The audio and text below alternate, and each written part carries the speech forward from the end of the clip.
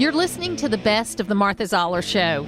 You can hear the show live Monday through Friday from 9 to 11 on AM 550 and FM 102.9 WDUN and streaming at accesswdun.com.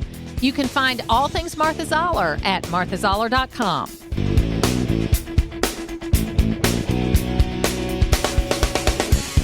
On the phone right now, we have Senator Rand Paul from Kentucky, and he is going to be campaigning for Herschel Walker, and we're going to talk with him about that. But first of all, Senator, welcome. I have two of my children, married girls from Lexington, Kentucky, so I have two of my sons and their families living in Lexington, Kentucky, so I appreciate you being with us today. Well, that's awesome because I have a connection to northern Georgia. I met my wife in Atlanta, and I used to work as an ER doctor up in Dahlonega and Toccoa and Demarest and those places. Oh, my goodness. Yeah, so my husband's a primary care physician, and he was more in the Sandersville. He went to MCG, and he did a lot of moonlighting in Sandersville and places like that. So it's a lot of hard work, that's for sure, and we appreciate everything that you do. First of all, the biggest challenge I think we're seeing, and I'm hearing from people as I travel around Georgia, is that now that the balance of the Senate is not in play, a lot of people want to know why they should go out to vote. What is the difference between, 51-49 and 50-50? Why is this seat important? One of the things I've been intent on is investigating Fauci, investigating the origins of the virus, and trying to make sure this doesn't happen again. I'm convinced that this virus leaked from a lab, and the investigations will be done by the committee. So I've met the House. It's great that we have the House. I've met with Jim Jordan and Jamie Comer over there. They're going to investigate it, and they have subpoena power. In the Senate, I'm still pushing for an investigation. If we get an investigation and Herschel Walker wins, it'll be 50-50 on the committees, and that means an equal number, and we'll have more say in the investigations and more say in exactly how the committees are run. The other thing I tell people is, look, the thing is I'm probably the most libertarian senator in the Senate now or probably ever, and I understand why people are frustrated with both parties and why people vote libertarian. But the thing is now it's a runoff, and there isn't a libertarian choice. People who care about the debt, people who care about vaccine mandates, people who just want to be left alone, which is the libertarian mantra, their best bet for voting to give me more power is to vote for Herschel Walker. So it's an indirect way of supporting Herschel, but it's very sincere in the sense that it's in my self-interest. It's in the self-interest of other self-proclaimed libertarians to have Herschel Walker up there because it gives me more power in the committees, more power in the investigations, and frankly, more power to speak out against the hypocrisy of both parties. As I mentioned to you, my husband's a primary care physician. He's an old primary care physician, so he's only working part-time these days. But you know how that goes in medicine. You call it part-time, but it's not really. But one of the biggest mistakes I think we made, and there were many of them as we went through the pandemic, was that we didn't really use primary care physicians. There's something like 220,000 primary care physicians in America. I'm sure they were doing things that were working, that were helping people with COVID-19. But it seemed like there was no desire on the part of Anthony Fauci or anybody else to look at treatments, to look at the care that people were putting together. It was all about the vaccine, which was fine. I chose to have the vaccine because I had some risk factors involved where it was appropriate for me to get it. But in the real world, we didn't use all the tools that we had because Anthony Fauci and his department were not open to it. Well, this is what happens when you allow medicine to become centralized.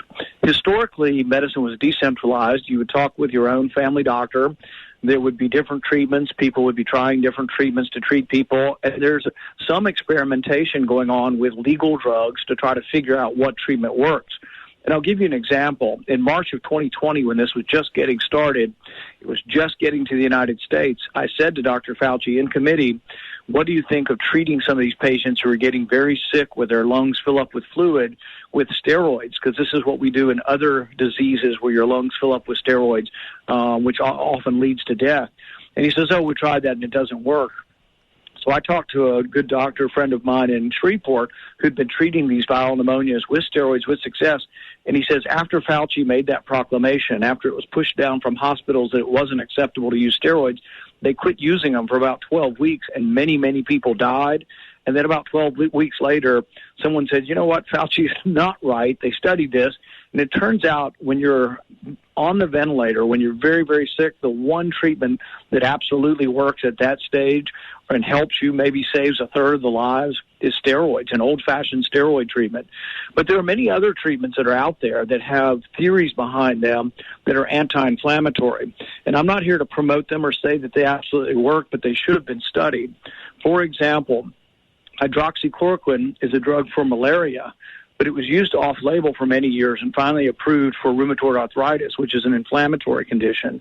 And so we've used drugs in the past that were indicated for one condition for another. And if we take that freedom away from doctors, if we lock these doctors up, if we take their licenses, if we don't allow any kind of dissent, you won't find discoveries, because discoveries come from people who often dissent with the majority and say, no, I'm going to try this and see if it works. But losing that freedom is a real problem. And there were people doing different cocktails that were working. And Senator Paul, it's anti-science. Science is not, when people say settled science, whether they're talking about climate change or they're talking about COVID-19, it just drives me crazy, because I raised a bunch of scientists, including my husband being a doctor. And I remember the conversations, and I have heard people talk, and I have learned myself, science is never settled. You're always finding out new things. And anyone who has the arrogance to say that they are science, as Dr. Fauci did, that an attack on him is an attack on science, is someone really that needs to be nowhere near the reins of power, needs to be nowhere near any kind of decision-making, because that kind of arrogance is very, very destructive. So, with regard to centralization, what happened during COVID is the government owned everything. The government owned the vaccines, but they also owned the monoclonal antibodies. So one of the worst decisions that Fauci and the government made was you're not allowed to get monoclonal antibodies if you're an inpatient. They just said, absolutely, this is the rule. And so most hospitals followed that edict. But I was getting calls from people all over Kentucky and all over the U.S. saying, my spouse is very sick and they're getting ready to have to put them on the ventilator, and I've heard you talking about the monoclonal antibodies. Can I get this? And their doctor would get on the phone with me and say, we can't give it to them as an inpatient. I was like, well, can you push them across the curtain into the ER, give it to them, and then push them back across the curtain and call them an inpatient? That's how ridiculous centralized, sort of rigid algorithms coming from government are. But they also don't allow the serendipity of people discovering things by trial and error, which is sometimes the way we find and discover great cures. Senator Paul, I appreciate, thank you so much for being such a warrior for this particular point of view and not letting it go. And I think because if we shut doors on scientific discovery, then we're going to end up with the kinds of problems that we had. Again, tell folks one more time why they need to vote for Herschel Walker. The reason why I think people should vote for Herschel Walker is it'll make the Senate 50-50, gives people like me, people who are libertarian-leaning that believe the deficit is a problem, more power, and it allows us to be closer to taking the Senate the next time. So if we're wanting to get to 51, if we're at 50, that means we only need one seat next time instead of two. It also means that there's more discussion. The Democrats will have to talk with us more about the agenda. They'll still be in the majority, but there will be more power on the committees to Republicans. But frankly, if you're somebody who, is completely unhappy with both parties and thinks they're all hypocrites and they all spend too much money, I agree with you. But in order to give people like me that have that voice that will talk about the hypocrisy of both parties, the spending and the deficit and big government, in order to give me a bigger voice, it helps to have more power in the Senate. So I have more power of Herschel Walker. So purely from a selfish point of view, if libertarians want the libertarian voice that I have in the Senate to be louder, they should show up. And I'm not against libertarians having their own choice. They did until the runoff. They had their candidate. But rather than sit home, I think it is a time at which you look at both candidates, and I'd say one leans way, way to the left and the other one leans to the right. And, I think that the idea of trying to replace Warnock with Herschel Walker is a good one, and I think he will be somebody that will fit right in the Republican caucus and allow us to have a greater voice to try to turn this country around. I think we still face enormous hurdles with this debt and with the inflation. And frankly, we need to have more members of the caucus, not less. Senator Rand Paul, thank you so much for your time today. Thanks, Martha. It's where North Georgia comes to talk. It's the Martha Zoller Show on AM 550 and FM 102.9 WDUN. It is the Martha Zoller Show, and joining me right now is former State Representative Kevin Tanner. Welcome, Kevin. Great to be with you again, Martha. So you have a new position that you're going to be taking over the middle of December. Tell us about that. Yeah, I was honored that Governor Kemp offered me the position of Commissioner of the Department of Behavioral Health and Developmental Disabilities. Judy Fitzgerald has held that position for a long time, done a tremendous job, but she announced her retirement. She left just a few days ago, and I'll be taking over on the 16th. So tell us just a little bit about what's going to happen there, because we've got this huge piece of legislation, House Bill 1013, that was passed in the last session, something we talked to you about at the time. You were very instrumental, even though you were not in the House at the time it was passed. You had been working on these issues for a long time. So is that going to be the main focus, is updating the department to reflect all the changes that were made in that bill? Well, that's definitely part of it. House Bill 1013, which was really driven by Speaker David Ralston, and going all the way back to 2019 when I was still in the General Assembly and we introduced legislation creating the Behavioral Health Reform and Innovation Commission. Speaker Ralston was a partner in that and helped drive that effort. In 2019, that commission was created. It's made up of 26 of what I believe to be the most talented individuals ever put together on an issue. I'm fortunate enough to be able to chair that commission appointed by Governor Kemp, and that led to House Bill 1013, which the Speaker introduced and got through the General Assembly this past session. That made a lot of changes in Georgia, and it's going to make a lot of changes to the departments. There's still a lot of work to be done. We just had a commission meeting last week where we rolled out our recommendations for this year. That will lead to what I would anticipate to be another major piece of legislation or even multiple bills that will go into the General Assembly. So we're looking forward to briefing the governor, the House and Senate leadership on that. What are the kind of things that are next steps? What are the kinds of things that need to be added? One of the biggest challenges we have in health care in general in Georgia, as you know, I know your husband's a longtime physician and you're close to the medical community, but is workforce. And that's especially important in mental health services. The Department of Behavioral Health has a tremendous amount of openings, and they're shorthanded. It's also, we have so many places in Georgia that's underserved.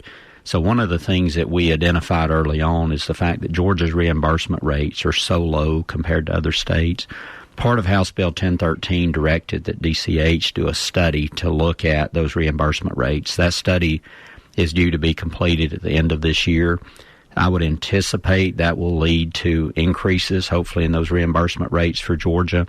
Virginia did something very similar, and it led to almost an immediate turnaround in the workforce shortage in Virginia in the mental health space. So we're excited about that.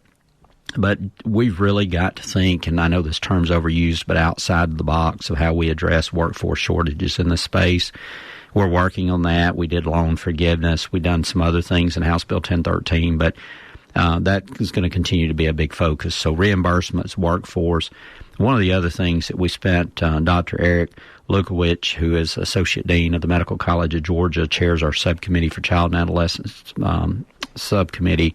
He's been working on focusing on child and adolescent mental health. We know that traditionally in Georgia we've not done enough in that space to be able to get treatment early on in the process when we first see signs, and I think we're going to see major improvements in that area. They have around 53 recommendations coming out of that subcommittee, so that'll be a big part of our overall commission report. Well, I mean, and there's a real shortage of psychiatrists, okay? And you know, across the board, there aren't enough slots in medical schools. I hope you will, you know, we've got to have more slots in medical schools. We have a much bigger population, but yet the overall number of slots has not increased that much.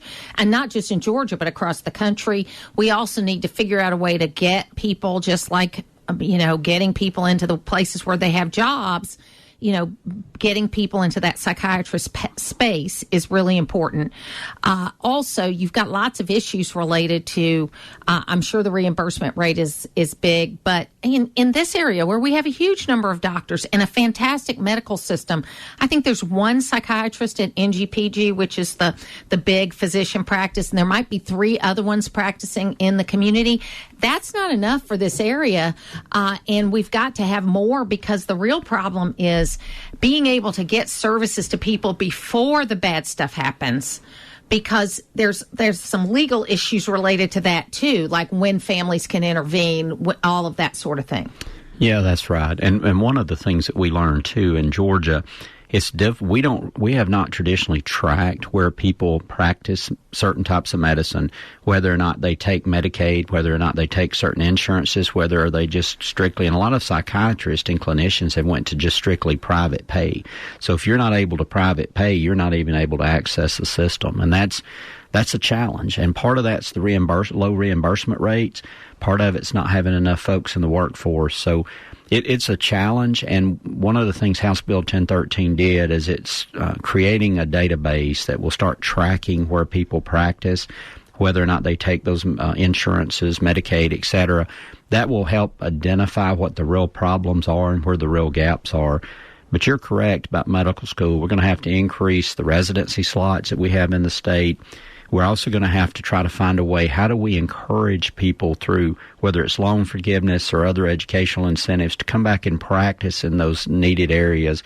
And it's not just psychiatrists that are medical doctors. It's also the need for master-level clinicians, because a lot of these services can be provided at a level below a psychiatrist. But being able to get people excited about practicing that area, it's been challenging. But we all got to work together and find solutions to that.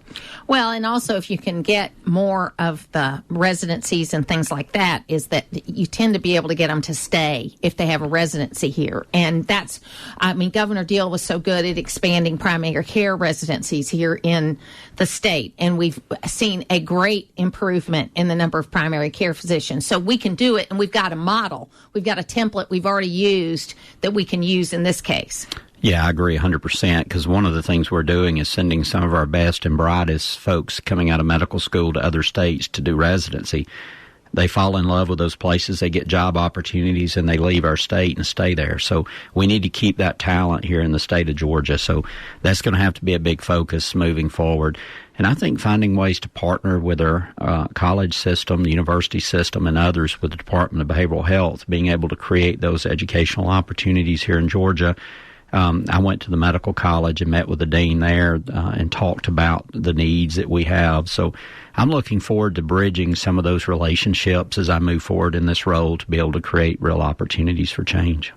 Where do you see as the biggest area that we have problems right now? Because we hear every day about police forces adding mental health clinicians, I guess, is the best thing, or people that are familiar with mental health. Is that the area, the kind of where law enforcement intersects with mental health, or is that the biggest area? No, I don't think so. I think that gets most attention because the nature of any time law enforcement interacts with someone, that gets a lot of attention from the media. But a small percentage of people who suffer from mental health issues ever have contact with law enforcement. I will tell you, Justice Boggs, our Chief Justice now, Mike Boggs with the Georgia Supreme Court, chairs our corrections subcommittee, and he's been leading an effort for us called Familiar Faces. And what they've done is studied and identified the fact that only about 1% of the people who are frequent flyers through jail who suffer from mental health issues end up costing the system the majority of the money. So being able to identify services for that 1% of the population coming that we call familiar faces is going to be a big cost saver for our state. And he's doing some tremendous work in that area, and those recommendations are also going to be rolled out later this year. But I think that's part of it. I think overall just access in general, which deals with workforce, which deals with more providers, which deals for more crisis centers, which all of that wrapped up together, and access is a big part of the problem. So tell us what are the other things that this department does so that people understand, because it's, Department of Community Health, that can mean a lot of things. Yeah, Department of Behavioral Health and Development. Behavioral Health, sorry. No, that's fine. It's It deals with everything relating to the behavioral health safety net system of the state. So all the community service boards that we hear about, like AVITA here in our area, they fall under the Department of Behavioral Health as far as they receive their funding from the Department of Behavioral Health. Well, it also operates the state's mental health hospitals that are scattered across Georgia. It also funds a lot of other entities such as Georgia Substance Abuse Council and others that do a lot of great work in Georgia. But it also focuses on the developmental disabilities, so folks who suffer from that area. And that sometimes doesn't get enough attention, but that's a big area where we just don't have services. We hear stories about how people languish in emergency rooms, especially those who have a developmental disability and suffer from a mental health issue. So the department does all of those things. We have 7,000 employees spread out across Georgia. We have regional offices across the state. We have several mental health hospitals across the state. Also, through our community service board partners, operate crisis stabilization centers, which have been proven to be very successful. We're looking at building one in Forsyth now. That'll be what we're calling a whole health facility. It's going to have a health department and a mental health facility with a 30-bed crisis stabilization unit and a 24-hour emergency room with a 24-hour prescriber for mental health patients. So if you have a loved one that's in mental health crisis, instead of going to the emergency room, you bring them there. You've got a prescriber on duty that's able to give them the treatment they need immediately. Do you know whether we have one of those in this community? You do. AVITA, who's the community service board partner here for DBHDD, they operate one here in Hall County. Actually, it was built the last 2 or 3 years, and the one we're building in Forsyth is going to be combined with a health department, so it's going to be a larger space, but we're designing the mental health side after the one they did here in Hall County. How can people help you? Well, I think encouraging our young people and others, or people who are looking to change careers, at really considering a field in this space.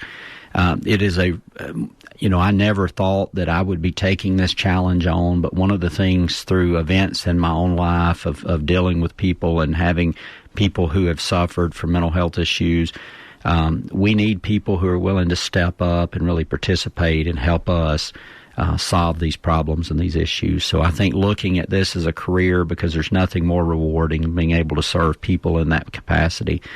And I also think just looking for places to plug in. We have a lot of great nonprofits in the community who are helping provide wraparound services, because one of the things I'll say, we can bring someone in, we can get them stabilized, we can bring them to a crisis stabilization center, we can take them to the emergency room, a long-term care facility where they can get treatment. But eventually, 95% of those folks are going to find their way back to the community. And if we don't provide them the wraparound services they need to be successful, they're going to find themselves back in crisis again. So I think helping volunteer with these nonprofits, donate to these nonprofits that are providing good services is a good start. Kevin Tanner, thank you so much for being with us today, and happy Thanksgiving. Happy Thanksgiving, and thank you for having me. The Martha Zoller Show is presented by Gainesville Mechanical on North Georgia's News Talk, AM 550 and FM 102.9, WDUN. Joining me right now is Herschel Walker. He is the candidate for the Republican Party in the runoff.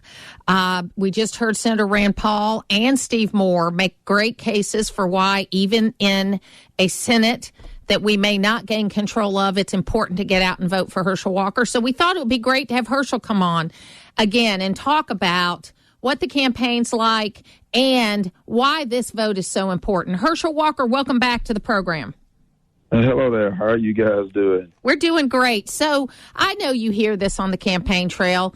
I hear it as I'm going around Georgia that, hey, the Senate's not in play anymore. Why should I go out and vote? What do you tell people?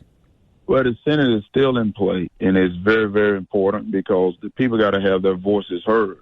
Right now, just because you go back to a 50-50, you're still going to have your voices heard. You can always get someone to cross over. And that's one of the things I say that I want to do is bring people together.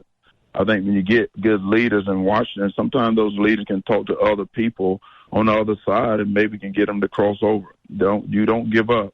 And I think that's one way you can have your voices heard, because I will speak for the Georgia people.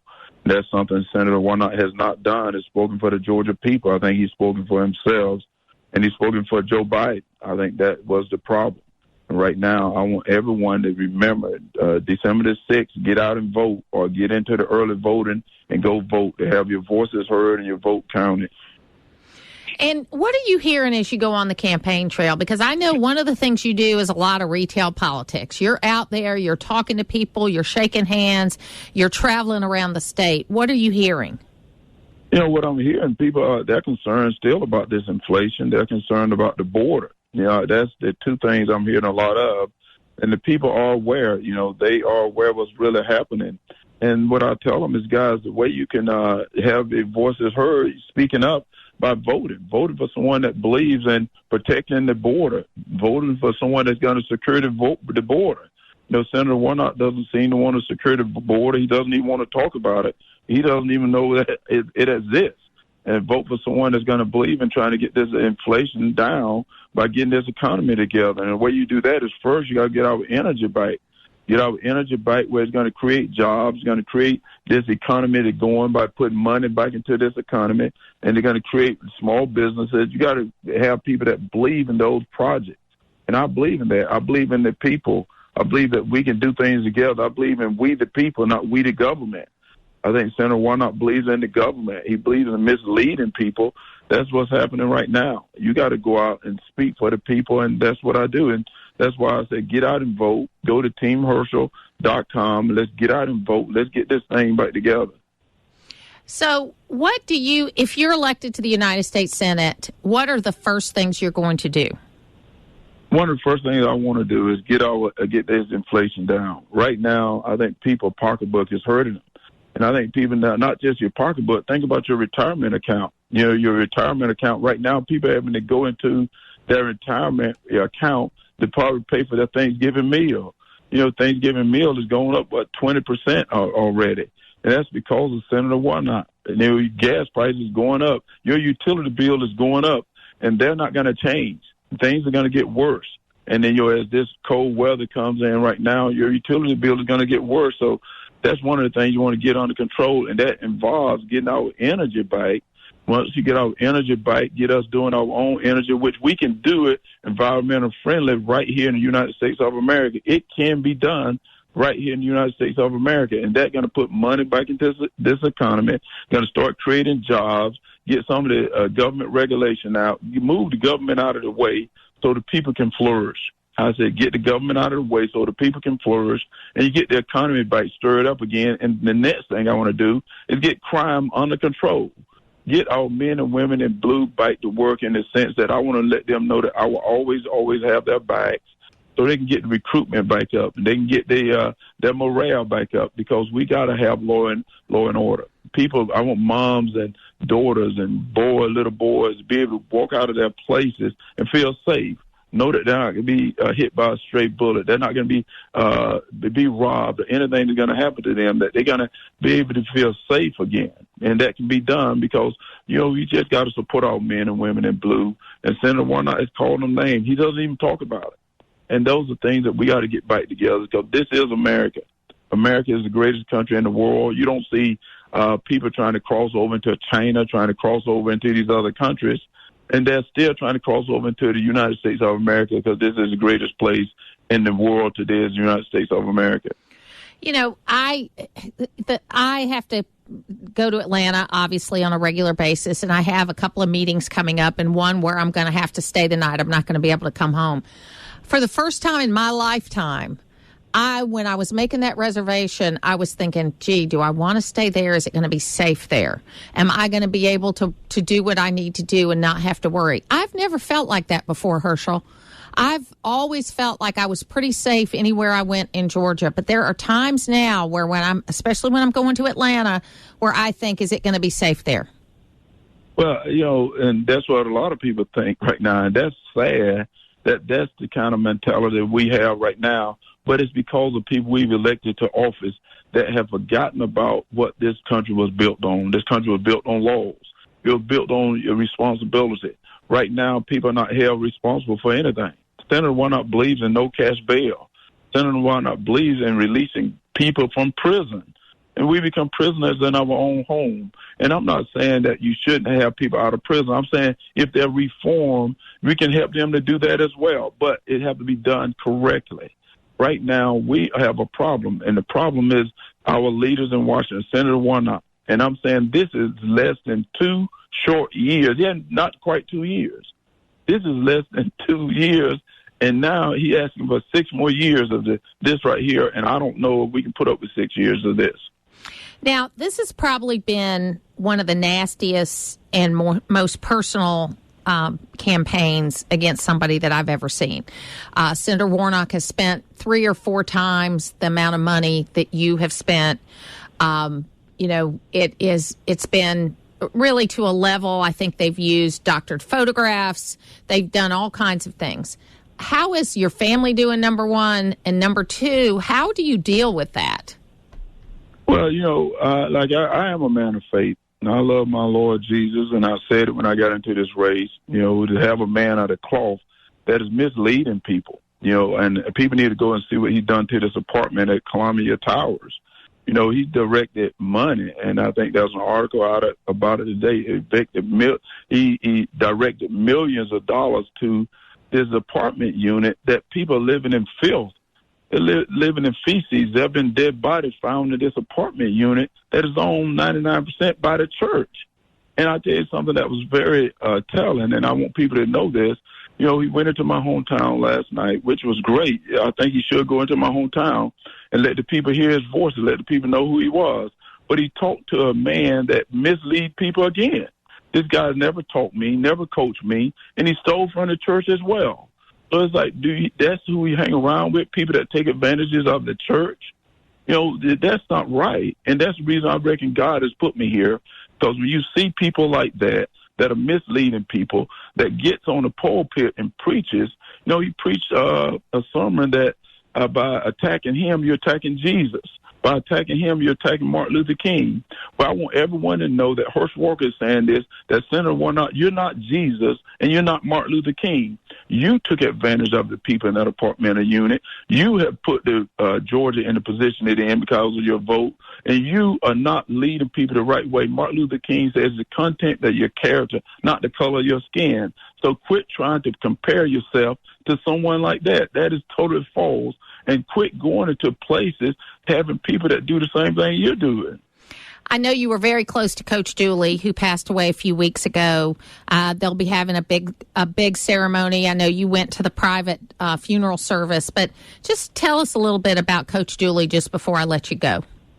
Well, Coach Dooley, he taught me about teamwork. He taught me about working together, and he taught me about family. He and Miss Dooley, God bless the Dooley family.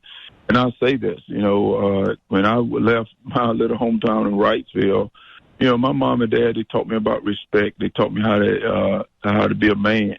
Well, you have 16, 17-year-old kids going up to the University of Georgia, and now Coach Dooley becomes your parents. He was like Miss Dooley, and Coach Dooley was like my mom and dad. They taught me the same values that my parents taught me in Wrightsville: how to respect people, how to work, how to be disciplined, how to do things like as an adult, become a young man. And so losing Coach Dooley was very, very painful, very hurtful, because you've never thought that, he's such a strong man. You never thought you'd lose anyone like that. But then I think he also prepared me for this moment right here. I ran the commercial that I was going to take down that he did for me. And Miss Dooley said, no, he wanted you to do that. That's what he wanted you to do. And, that meant so much to me, because that's what he wanted me to do. He wanted me to win this, because I never thought I'd ever be doing something like this for a Senate seat. That's never was the farthest thing from my mind. But I cannot not do it, because God has blessed me so much from where I came from to where I'm at today. God has blessed me so much that I know this is where I'm supposed to be. At the time right now, this is where I'm supposed to be, because I have to stop what is going on. And I know I can stop it, because I'm not afraid to say no to a lot of things that is happening in this country. I'm not afraid to stand up when there may be so many standing against what is wrong against Georgia, what is wrong against the United States of America. I love this country.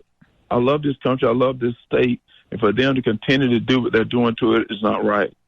Herschel Walker, thank you so much for being with us today. Happy Thanksgiving. And happy Thanksgiving to all, and God bless you, and thank you guys so much. Putting the talk in news talk. It's the Martha Zoller Show on AM 550 and FM 102.9 WDUN.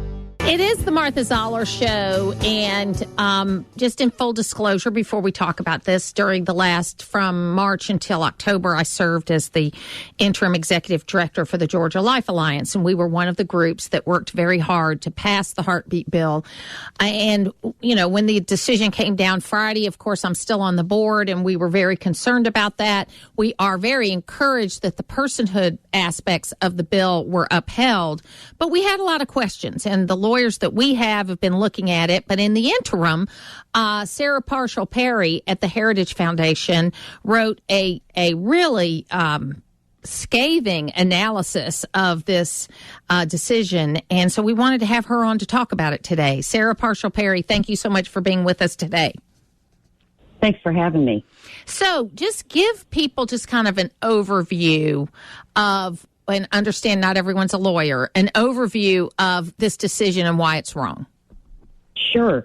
And the history here, as you know, Martha, helps a little bit. This isn't the first time that this case has been before the court. It actually went up to the 11th Circuit. The case is Sister Song Women of Color Reproductive Justice versus Georgia, and it went up through the 11th Circuit because at that time the claim was that it was unconstitutional, right? That it conflicted with Roe versus Wade and Planned Parenthood versus Casey. Clear enough, the Heartbeat Act was passed in 2019. We know at that point the Dobbs decision hadn't come down yet, but the 11th Circuit waited. They knew that Dobbs had been taken up by the Supreme Court, and when that opinion was issued, they found that Heartbeat Act to be constitutional, saying, listen, the legislature only needed a rational basis to pass this law. We find it constitutional. They lifted the injunction, and it went into effect.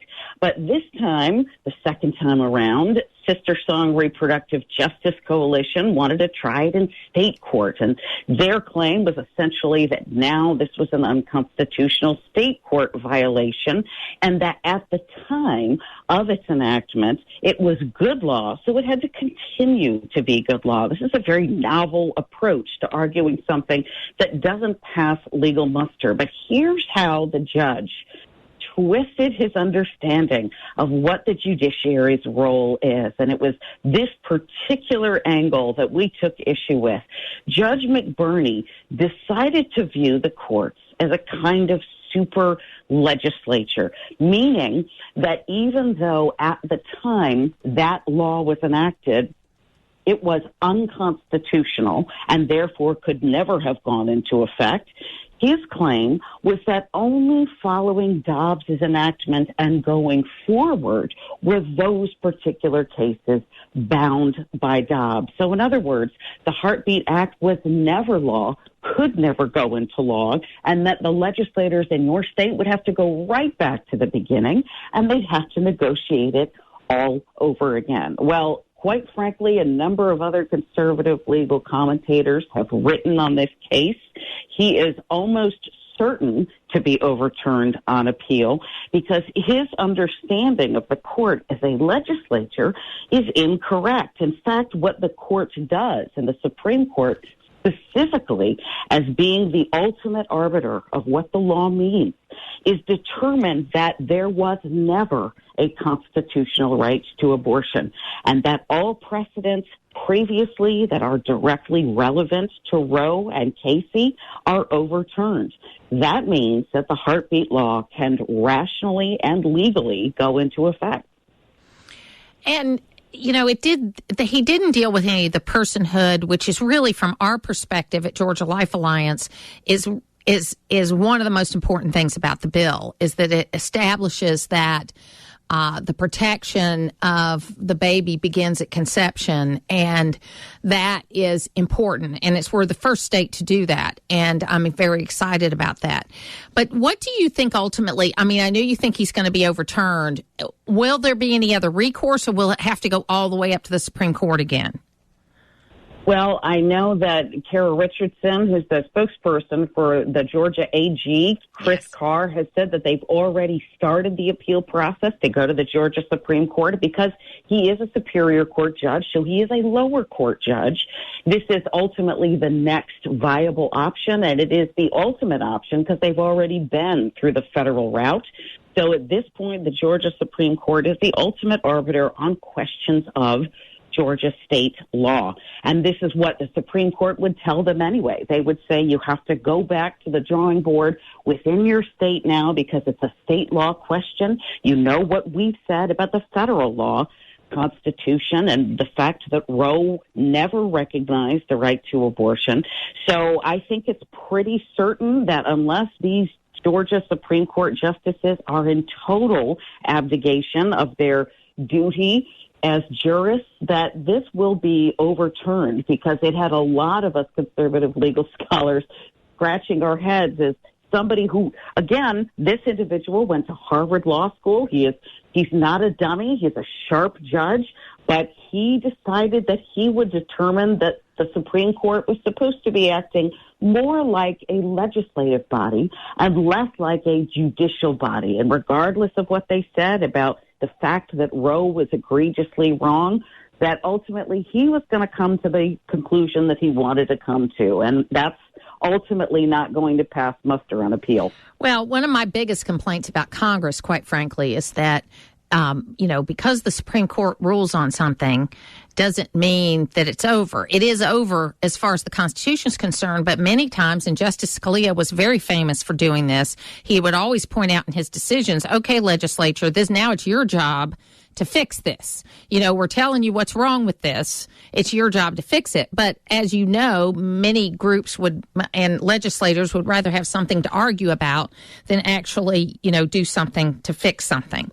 And it's just what happens. Explain to folks about Dobbs, because I think that's one of these things that people hear a lot about, but they don't really understand what the importance was of the Dobbs case.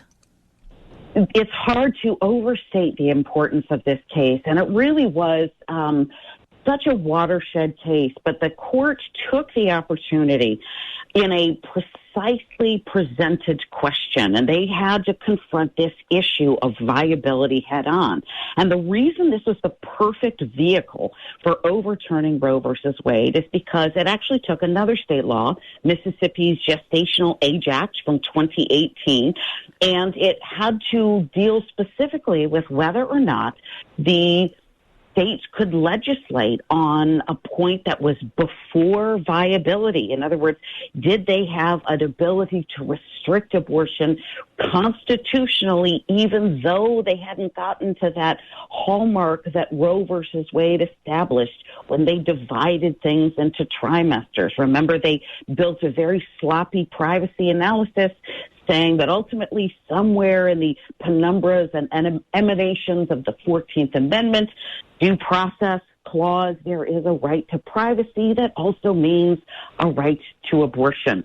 And the Supreme Court justices just in June said we have to recognize the fact that not only does the Constitution not present it in its text, it is not germane to the ordered history, tradition, or text of any laws in the country regulating abortion before Roe versus Wade. And in fact, all 50 states prior to Roe versus Wade in 1973 had restricted abortion to some extent or another. But what Roe did was essentially rip that power to determine state issues like medicine and like women's health care out of the hands of state legislators and say the judiciary knows better.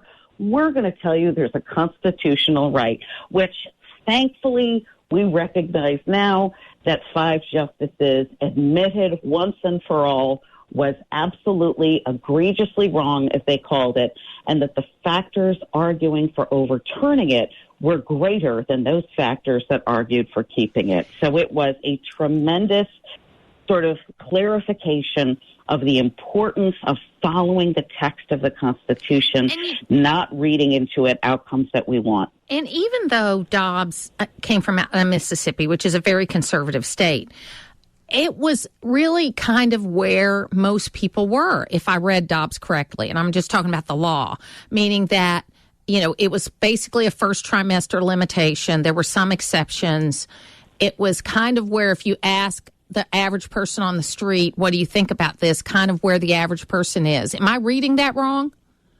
No, you are reading it absolutely correctly. And in fact, the fact that it passed both chambers in Mississippi and was signed into law by the governor indicates the fact that Mississippi was doing what Mississippi's always had a right to do, which is legislate on issues like this at the level closest to its citizenry. And quite frankly, American popular opinion indicates that about 60 to 70% of individuals in America are comfortable with right around that first trimester for abortion. But anything past that, once we get into that 15, 16-week marker, people are in less degrees comfortable with abortion. And we were, in America, keeping track with nations like North Korea and communist China in the fact that we essentially allowed abortion up until demand. So you're absolutely right. Public opinion was behind the sentiment that helped pass the Mississippi Gestational Age Act. Well, and then the thing is, you know, a lot of people I've done a lot of interviews in the last few months because of the overturning of Roe v. Wade with organizations across the country. In my role as the interim executive director for Georgia Life Alliance. And one of the things that they were very surprised at that say when Kansas took the vote they did, and even some of the votes that happened in the election, I wasn't upset about that. I said, that's exactly what we wanted. That's exactly what the pro-life movement wanted. They wanted, sure, I'm a very strict pro-life person, but this is states deciding for themselves how they want to handle this issue. That's exactly what I wanted. If it doesn't end up my way every time, well, you can live to fight another day. But that's what the law wants. That's what the law should be. Listen, the closing line of the Dobbs opinion summarizes it perfectly. It is time to return the issue of abortion to the people and their elected representatives. And Martha, you know, this is the way that the entire system of our federal government is supposed to work.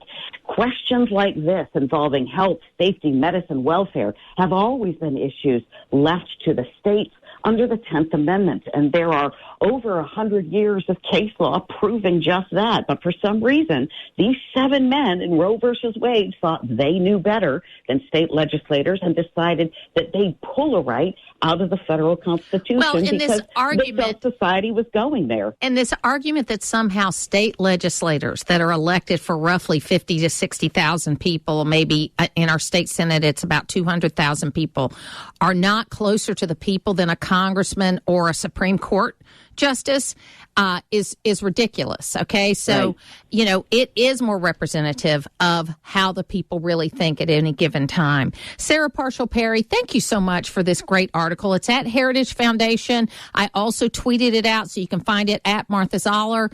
Please be sure, and we'll post this interview so people can re-listen to it. Thanks for being with me today. Thanks for having me. To hear the full versions of last week's Martha Zoller shows, go to the podcast page at accesswdun.com, and you can follow me on social media at Martha Zoller.